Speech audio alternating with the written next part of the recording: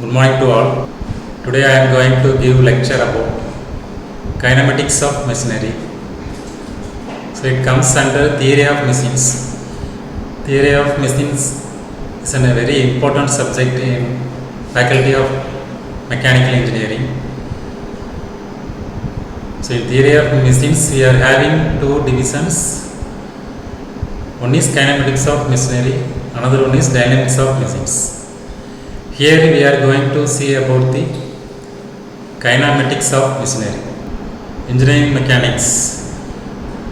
So this is the very basic things for theory of machines.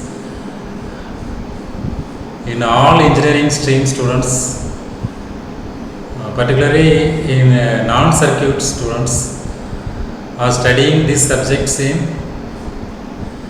first semester or second semester.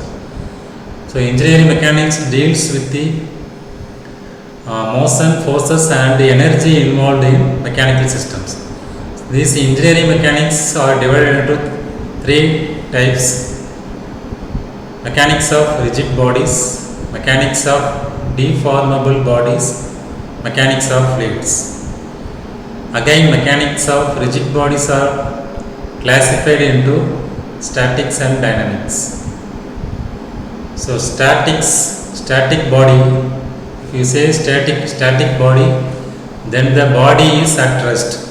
It means it deals with forces and its effects while acting on bodies at rest.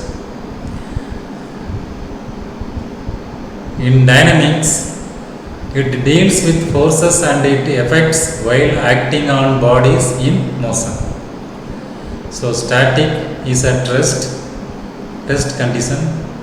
We are going to study about forces and its effects, but in dynamics we are dealing with forces and its effects while it is in movement.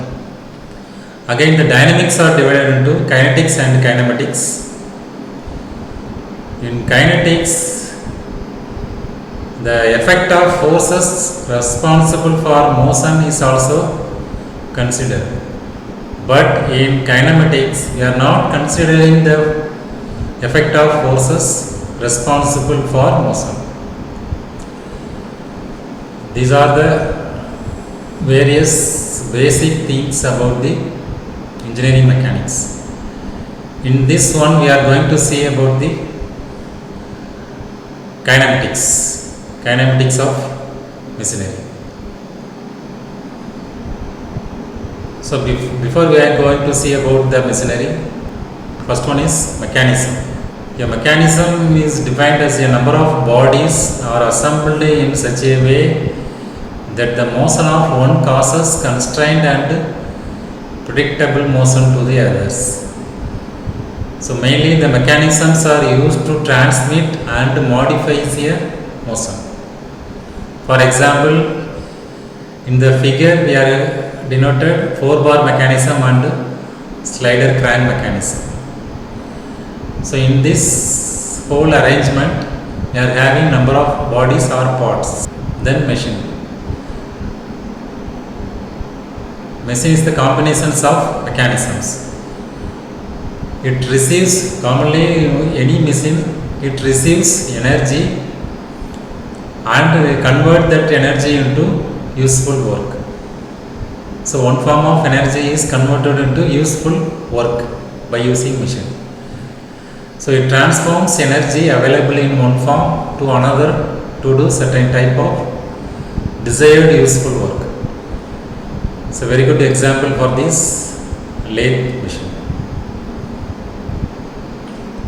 Then structure. Structure is the assembly of number of resistant bodies meant to take up loads. Its main purpose is to take the loads and transfer the loads. It is not transferring the motion or energy. In this structure, we are having different types of members similar to the machines, but these members in the structure as not having any relative motion between them. That is the main difference between the structure and the machines. So example, Howrah Bridge. Howrah Bridge we having a number of truss elements. Its purpose is to take up loads only. The another thing is kinematic link. Important terms in kinematics. First one is basic thing, kinematic link or element. So it is a resistant body that is transmitting the required force with negligible deformation. Then types of links. We are having three main types of links: rigid link, flexible link, then fluid link. Example for rigid link is connecting rod and crank. So it does not undergo any deformation. For example, the flexible example, ropes and chains, it will undergo partial deformation. Example for fluid link, jacks, brakes. Here the motion is transmitted through the fluid by pressure, either hydraulic or pneumatic. Then after the link, kinematic link, then joint. So the links are connected by means of pins or any other joints. So the correct definition for kinematic joint is, it is a connection between two links by a pin. These joints are divided into binary joint.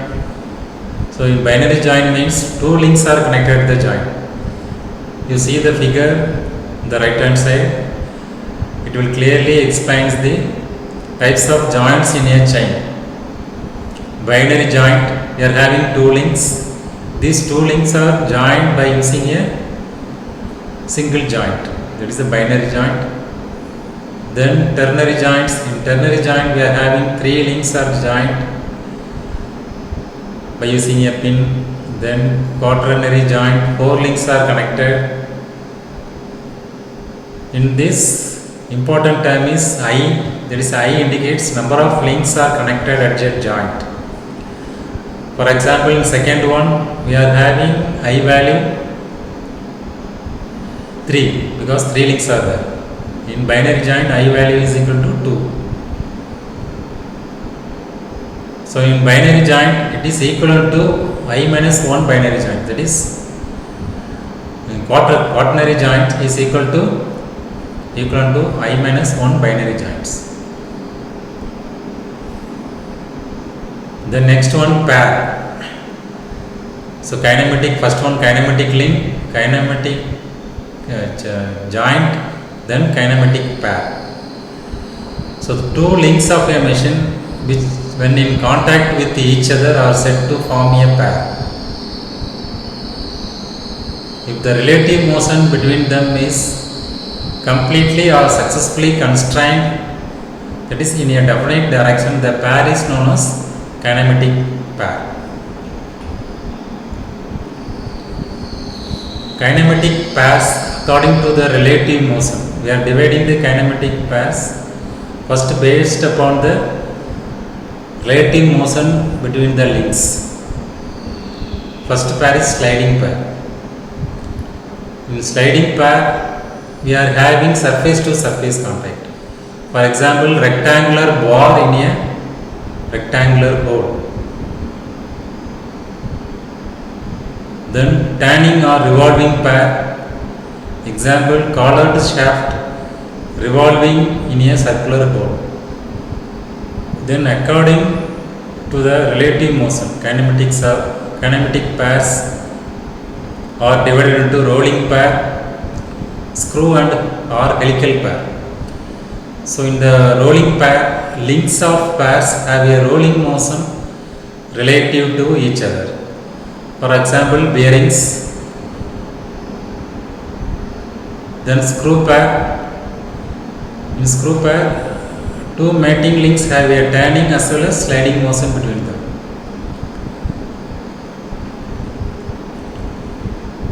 Then kinematics pairs are classified based on relative motion. Fifth one is spherical pair. Here one link in the form of a sphere turns inside a fixed link. Then planar pair.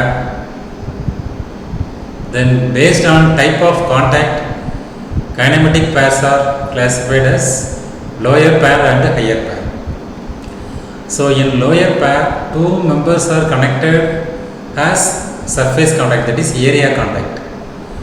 We already discussed rectangular hole in rectangular bar. In this example, we are having only surface contact. In higher pair, the contact between the pairing elements take place at a point along a line. There is no surface contact in a higher pair, only a point contact. For example, toothed gearing, belt and rope drives, ball and roller bearings, cam and follower are the examples of higher pair. Then based on type of constraint, kinematics pairs are classified into closed pair and closed pair. Mostly all lower pairs are comes under closed pair and all higher pairs are in unclosed pair. So closed pair defines two elements of a pair are held together mechanically to get required relative motion. But in unclosed pair, elements are not held mechanically. We need some external forces to make contact with two links, that is unclosed pair. Example for this, cam and spring loaded follower pair.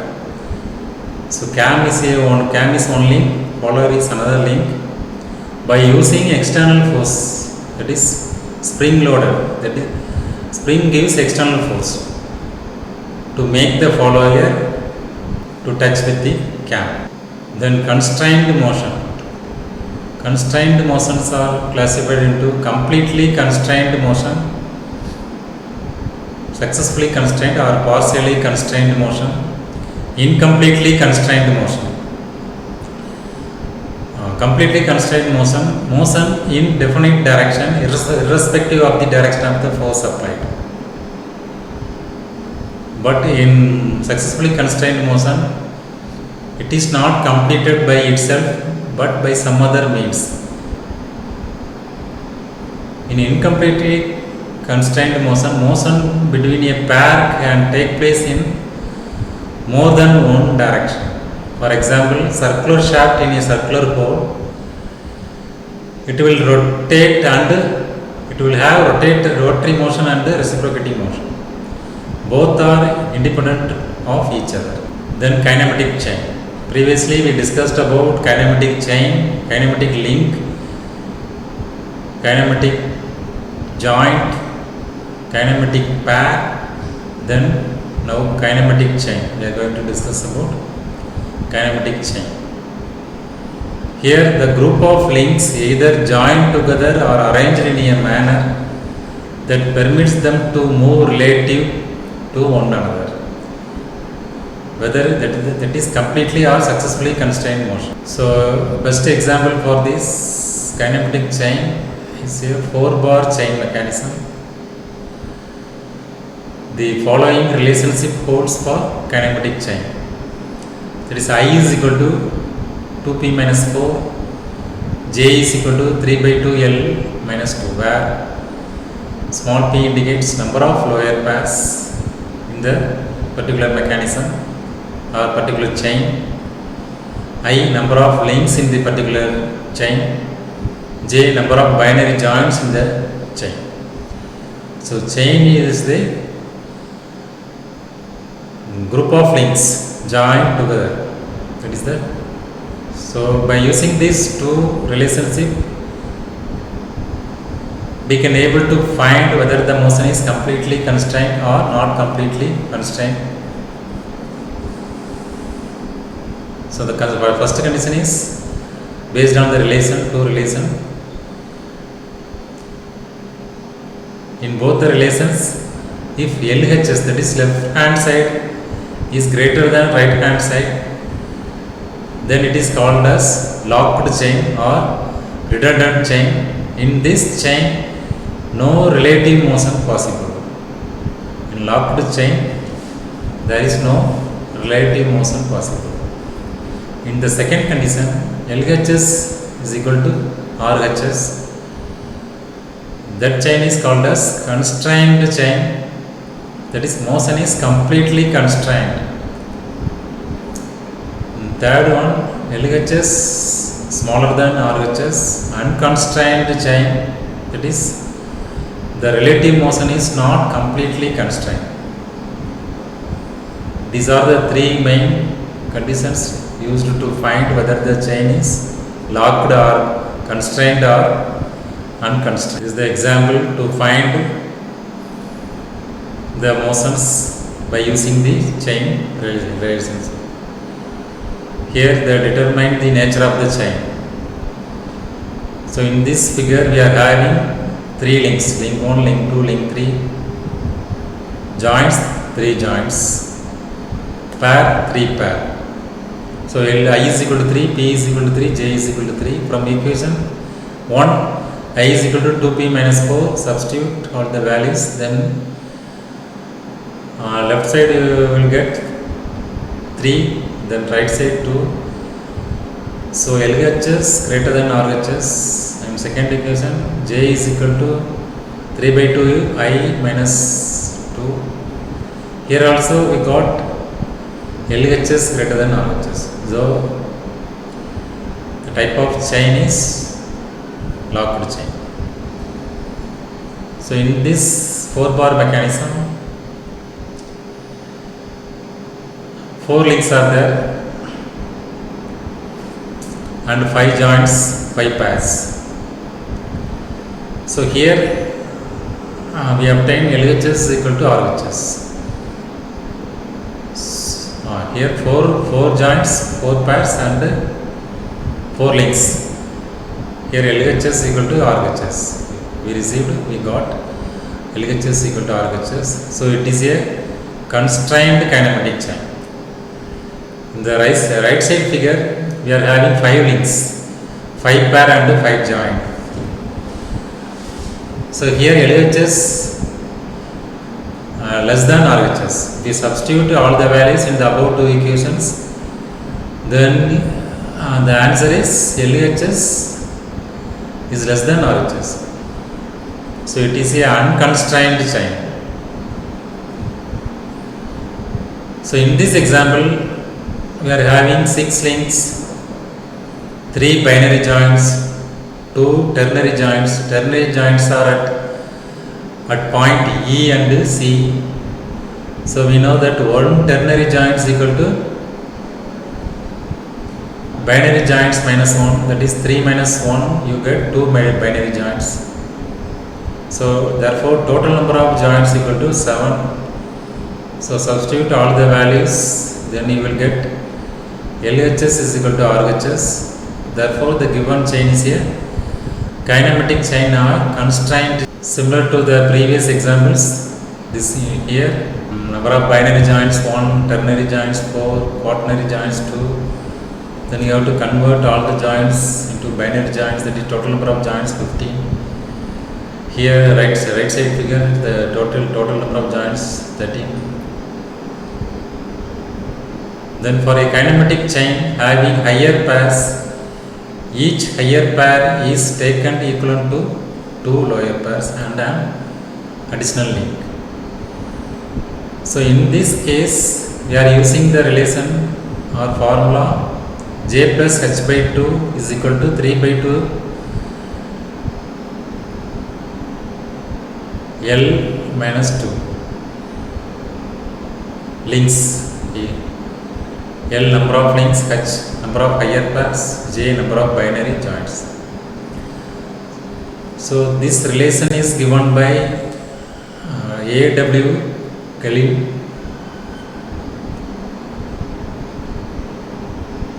Then mechanisms, classification of mechanisms. When one of the links of a kinematic chain is fixed, the chain is called mechanism. So chain is group of links fixed to get particular mechanism. Here in the kinematic chain, if one link is fixed and other links are more related to each other to do specified work, that is mechanism. Then types of mechanism: simple mechanism, that is 4-link mechanism. Then compound mechanism means more than 4 links. If you are having 4 links, that mechanism is called as simple mechanism. More than 4 links, then it is called compound mechanism. Then complex mechanism: ternary or higher order links. Planar, all links lie in the same plane, planar mechanism. Spatial, links of a mechanism lie in different planes. Then machine. When a mechanism is required to transmit power or to do some particular type of work, it then becomes a machine. In all machines, first thing is input energy. We need input, that it receives input energy and do some particular type of work based on the mechanism present in a particular machine. Based on the mechanism, we can able to change the type of work by fixing the different links. In such cases, the various links or elements have to be designed to withstand the forces, both static and kinetic. Then, very important term used in the kinematics of machinery is degrees of freedom or mobility. So it is the number of independent coordinates required to describe the position of a body. We are having different coordinates in a particular mechanism. In that coordinates, how many number of independent coordinates are required to describe the position are called as degrees of freedom. For example, in 4-bar mechanism has 1 degree of freedom. Here the angle turned by the crank is fully describing the position of the every link of the mechanism. So that one independent parameter or coordinate will control the position of the every link of the mechanism. In some other mechanism, 2 independent coordinates are required to control the whole position of the mechanism. For example, the lower pair joints in this figure we are having 6 types of pairs. Then pair variable which controls the other links motions. For example, in first one, probably pair symbol R, pair variable del theta. So we get degree of freedom 1. Relative motion circular. Similarly, prism, screw are having degrees of freedom 1. Relative motion rectilinear helical. In cylindrical pair, we are having 2 variables, del theta and del s. Then you get degree of freedom 2. In sphere, 3 pair, then degree of DOF 3. In flat pair, 3 variables and 3 degrees of freedom. To find the degree of freedom in a particular mechanism, we are going to use Kurzbach criterion. So d of is equal to n. N denotes the degree of freedom. N is equal to 3 into L minus 1 minus 2j minus h. Here L and I indicates links only. In some relationship they are using I, in some one they are using L. So both denotes only number of links present in the mechanism. J number of binary joints or lower pairs, I number of higher pairs. For example, so in the first one, using Kurzbach criterion, find n value, substitute number joined links, higher pair value, you get degree of freedom is equal to 0.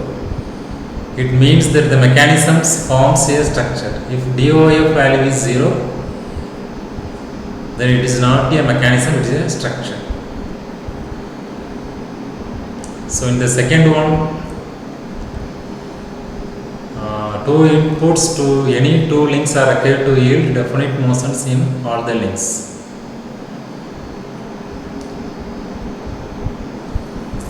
So in this example, DOF value is equal to 1. So one input to any one link will result in definite motion of all the links. One independent variable is enough. So in this example, DOF is equal to 0, it is a structure. So the DOF is mainly used to find whether this kinematic chain is a structure or mechanism. If it is 0, DOF value is 0, it is not a mechanism, it is a structure. So DOF is equal to 1, then mechanism can be driven by a single input motion. If the value is 2 separate input motions are necessary to produce constrained motion for the mechanism. If it is -1 or less, redundant constraints in the chain and it forms statically indeterminate structure. So these are all about the degrees of freedom for lower pairs. Then Kurzbach criterion for higher pairs. For this n is equal to 3 into L minus 1 minus 2j minus h. Then Kurzbach criterion examples. Then Krabler's criterion for plane mechanisms. So the Krabler's criterion applies to mechanisms having degree of freedom value 1. So you substitute n is equal to 1 in the Kurzbach criterion, then you can get Krabler's equation. So n is equal to 1, h is equal to 0 in Kurzbach equation. Then we will get 3L minus 2J minus 4 is equal to 0. That is Krabler's criterion. Krasauf's law. So according to this Krasauf's law, for a 4-bar mechanism, sum of the shortest and longest lengths should not be greater than the sum of the remaining 2 lengths if there is to be continuous relative motion between the 2 links. So in the 4-bar mechanism, we are having one short link and one longest link, and the 2 remaining intermediate links. So the sum of the shortest and longest link length should not greater than the other 2 links length. That is Krasauf's law. This is the best real-time example for 4-bar mechanism. In our house we are using, in office purpose we are using automatic door closing mechanism. So here the number 1 indicates wall. That wall is the considered as link 1. Then 2 indicates the bar 2. That bar 2 is fixed with the wall. Then 3 indicates the bar 3, it is connected with the mechanism. Then 4 indicates the door. So link 1, link 2, link 3, link 4. Then inversions of mechanism. So mechanism is one in which one of the links of a kinematic chain is fixed. That is meant by mechanism. If you get a different output or different work, then different mechanisms can be obtained by fixing different links of the same kinematic chain. In the same kinematic chain, you are fixing different link, then you will get different mechanisms. For example, in 4-bar mechanism, in one mechanism, link 1 is fixed, other links are moved relative with each other, means then you will get one output. If I want to change the mechanism and for getting different output, then I have to fix the link 2 instead of link 1. Then I will get different mechanism and different work. That concept is known as inversions of mechanism. First one, inversions of 4-bar chain. In this we are having beam engine example. Beam engine, that is crank and lever mechanism. Coupling rod of a locomotive, double crank mechanism. Watts indicator mechanism, that is double lever mechanism. This is the crank and lever mechanism. So the main purpose of this mechanism is to convert rotary motion into reciprocating motion. So here we are having 4 links. Link 1 is the frame, link 2 crank, link 3 lever, link 4 also lever. So here the crank rotates, that is a rotary motion. Due to the rotation of the crank, the link 3 oscillates, and also link 4 will also oscillates. One end of the link 4 is connected with link 3, other end is connected with piston rod with the cylinder arrangement. So due to the oscillation of the link 4, the piston will move up and down. That is reciprocating motion. So here we are fixing the frame, that is link 1, to convert rotary motion into reciprocating motion. Then another one is double crank mechanism. In the previous mechanism we are having only one crank. Here we are using double crank. Link 1, link 2, link 3, link 4. In link 2 and link 4 we are having wheels, it is links AD and BC having equal length. It acts as cranks and are connected to the respective wheels. Here the links CD act as a coupling rod. Link AB is fixed in order to maintain a constant center to center distance between them. So in this mechanism is used for transmitting rotary motion from one wheel to the other wheel.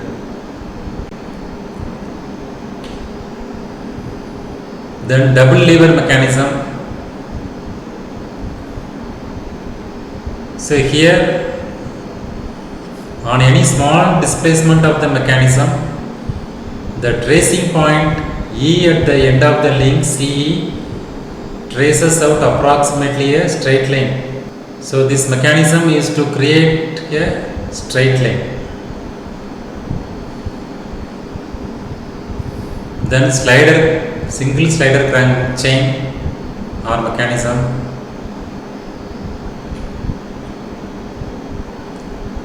Here we are having links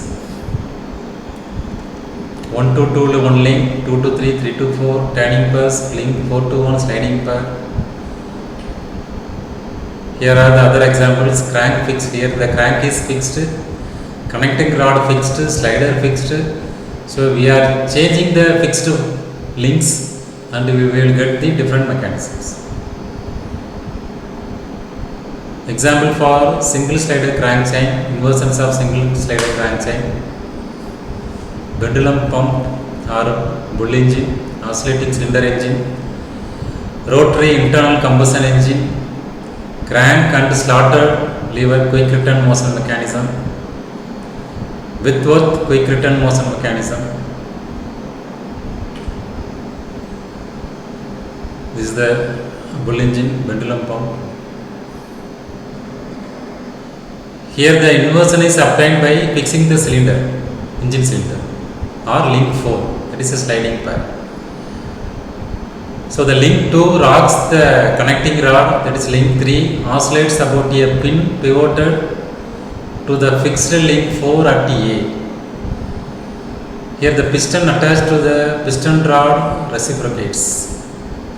It supplies water to a boiler. Application is it supplies water, used to supply water to a boiler. Then oscillating cylinder engine used to convert reciprocating motion into rotary motion. Here the connecting rod is fixed. Then another one is rotary internal combustion engine.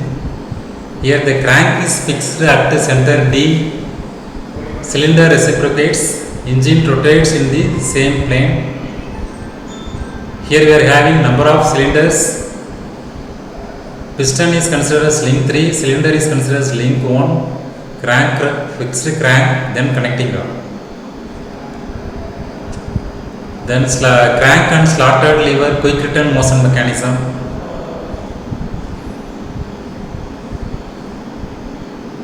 So this mechanism is mainly used in shaping machines and slotting machines.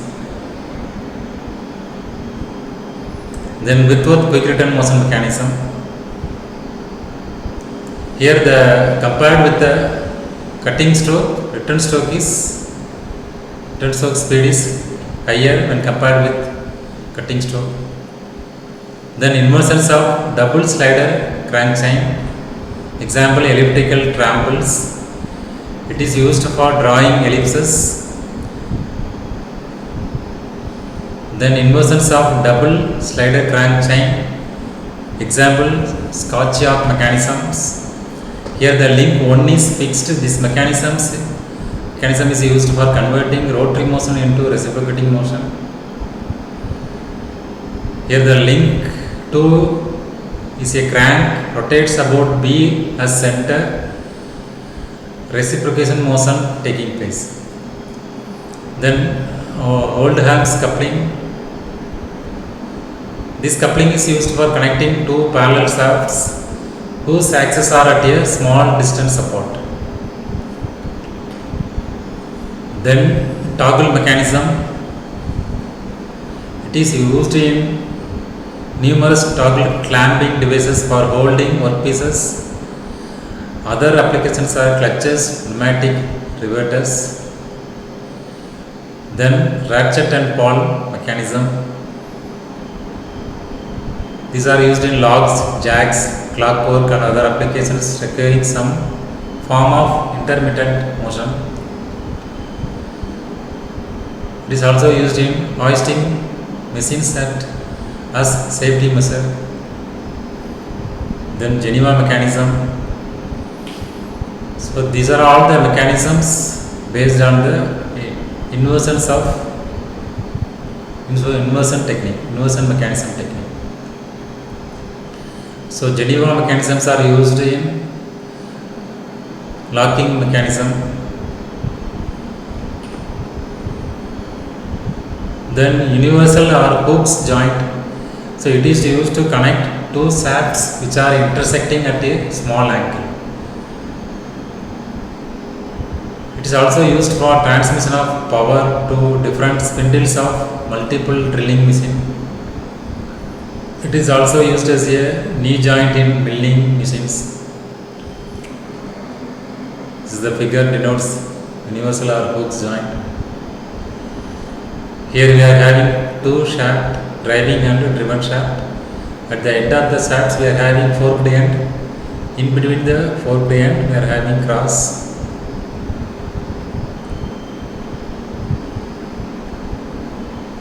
The next topic is cams. That is cam and follower. So a cam, it is a mechanical device used to transmit motion to a follower by direct contact. Here cam is considered as driver, follower is considered as driven. So in a cam follower pair, cam normally rotates while the follower may translate or oscillate. Based on shape of the cam, it is divided into disc or plate cams, cylindrical cam, translating cam.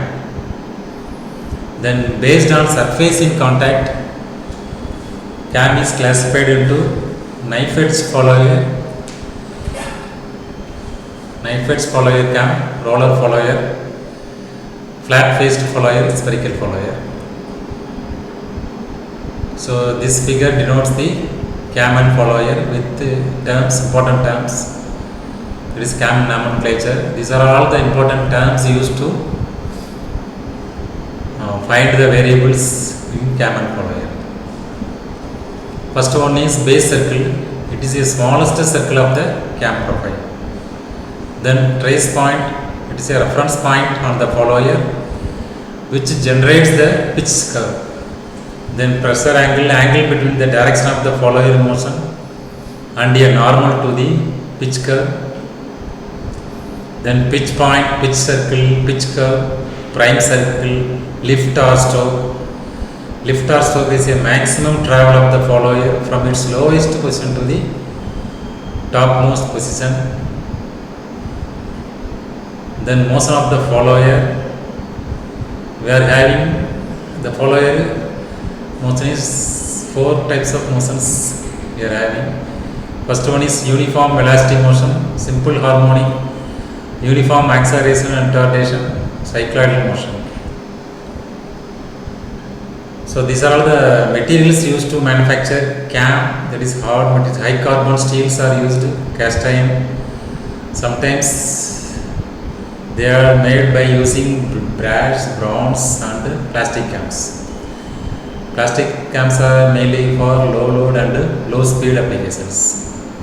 Then production process, rotating cutters, numerical control machineries are used.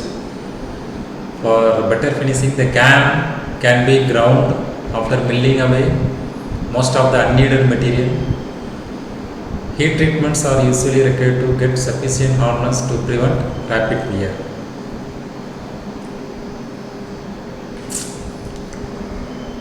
Then power transmission systems.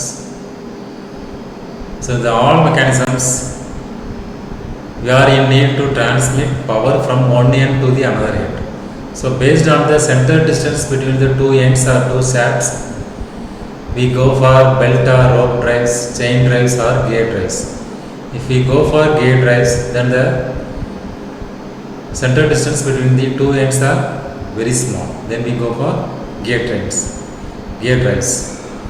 If it is a large center distance of the shafts, then the rope drive or belt drive is used. For medium center distance, we go for chain drives.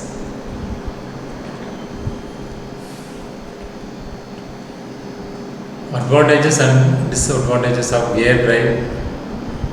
Advantages, comparison with the belt rope chain. Gear drive comparison with the belt rope and chain drives. Advantages, it transmits exact velocity ratio. The loss is very minimum. It may be used to transmit large power. It has high efficiency. It has reliable service. It has compact layout. The main disadvantage is manufacture of gears requires special tools and equipment.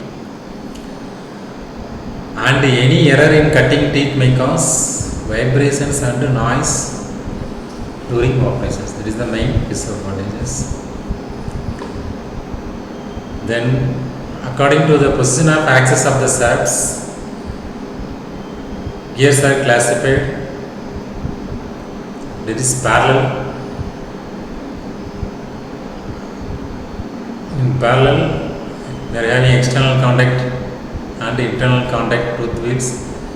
Then parallel helical gears, double helical gears. Then according to the position of the axis of the shaft, that is intersecting. In previous one parallel, here intersecting. For example, bevel gears, spiral bevel gears, straight bevel gears. Then based on non-intersecting and non-parallel helical gears, crossed helical gears, worm and worm wheel. Then based on the velocity, low velocity, that is velocity less than 3 meter per second, medium velocity between 3 to 15 meter per second, high velocity more than 15 meter per second. Then based on type of gearing, external gearing, internal gearing, rack and pinion.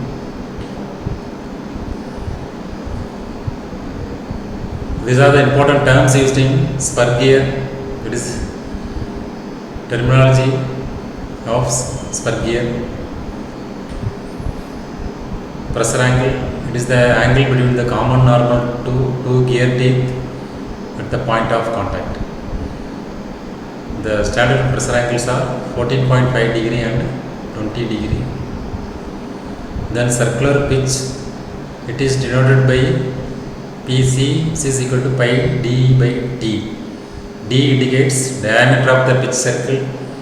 Capital T indicates number of teeth on the wheel. So, if two gears will mesh together correctly, if the two wheels have the same circular pitch, then this PC formula is transformed into d1 by d2 is equal to ratio of diameter d1 divided by d2 is equal to t1 by t2. Then diametral pitch PD is equal to capital T by D. Then module, it is the ratio of the pitch circle diameter in millimeters to the number of teeth, small m is equal to capital D by T. Backlash, it is the difference between the tooth space and the tooth thickness as measured along the pitch circle. Normally the backlash would be in zero value. Then center distance. So center distance is equal to teeth on pinion plus teeth on gear divided by 2 into diametral pitch. Then base circle diameter is equal to pitch diameter into cos phi. These are all the formulas to use to find addendum, dedendum, working depth, hole depth, clearance, outside diameter, diametral pitch. Then the materials used to manufacture gears are cast iron steel, it is plain carbon steel or alloy steel, then bronze, then non-metallic materials such as wood, compressed paper, synthetic resins like nylon are also used. Normally, phosphor bronze is widely used for worm gears in order to reduce wear of the worms. Next one, gear trains. In the gear trains, we are having 2 or more gears are made to mess with each other to transmit power from one shaft to another shaft. So that combination of gears is called gear train or train of toothed wheels. The gear trains are classified into simple gear train, compound gear train, reverted gear train, epicyclic gear train. In the simple gear train, distance between the two gears is large. We are introducing intermediate gears. Normally in simple gear trains we are having only 2 gears, one is driven, another one is a driver. If the distance is more, we have to introduce the intermediate gears. First gear denotes the simple gear train without intermediate gears. Second one we are having 1 intermediate gears. In third one we are having 2 intermediate gears. If the intermediate gears are odd one, in second one we are having 1 intermediate, it is odd one. Then the motion of the both gears are like that is in clockwise direction. Driver is also rotating in clockwise direction. The output driven is also in clockwise. If you want to change the direction, then we have to introduce another intermediate gear. That is in even number.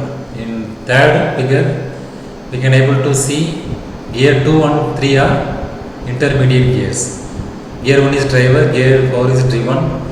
So driver is rotating in clockwise direction. Driven is rotating in anti-clockwise direction. We can able to change the direction of motion by using intermediate gears. So in this one, important terms are speed ratio or velocity ratio. It is the ratio of the speed of the driver to the speed of the driven. So train value is equal to N2 by N1 is equal to T1 by T2. Speed ratio is equal to N1 by N2 is equal to T2 by T1. So speed ratio of the gear train is obtained by multiplying the above the two equations. Then you get N1 by N3 is equal to T3 by T1. The intermediate gears are also called as idle gears. So mainly the idle gears are used to connect gears where a large center distance is required, and also to change the direction of motion of the driven gear. Next gear train, compound gear train. Here more than one gear on a shaft. In simple gear train, only one gear on a shaft. Here in a single shaft, we are having more than one gear.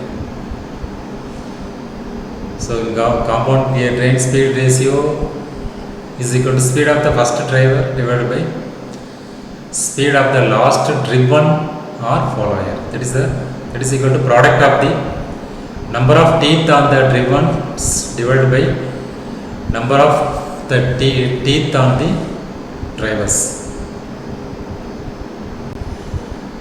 The main advantage of compound gear train over simple gear train is it is a much larger speed reduction from the first shaft to the last shaft can be obtained with the small gears. But in a simple gear train, we go for larger gear to reduce the speed.